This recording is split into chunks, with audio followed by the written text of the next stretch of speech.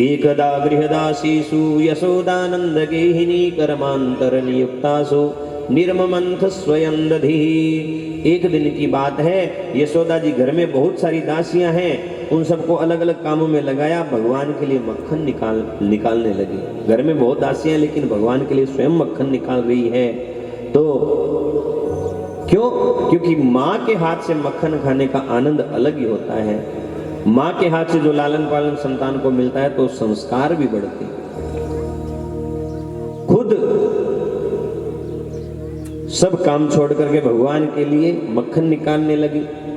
जो जो भगवान के बाल चरित अब तक देखे हैं उनको मन में गा रही है, भगवान का चिंतन कर रही है और भगवान के लिए मक्खन निकाल रही है। मतलब वाणी से भगवान का गुणगान, मन से भगवान का चिंतन और शरीर से भगवान की सेवा।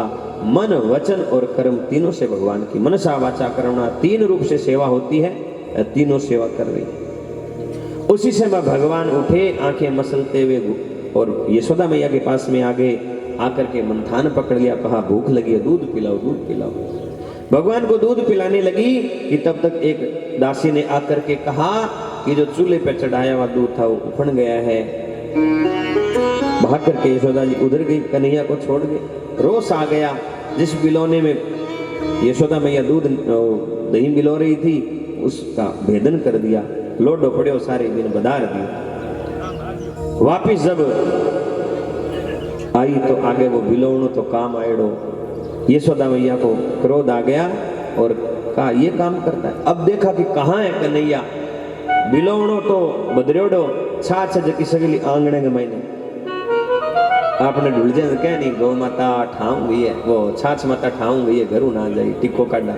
तो पूरे आंगणे में छाछ फैल गई और जो मक्खन था ऊपर ऊपर से भगवान ने उठा लिया और ऊंखल पर चढ़ करके बंदरों को खिला रहे। ये देखा तो क्रोध तो वैसे ही था, परेशान हुई थी पहले से ही।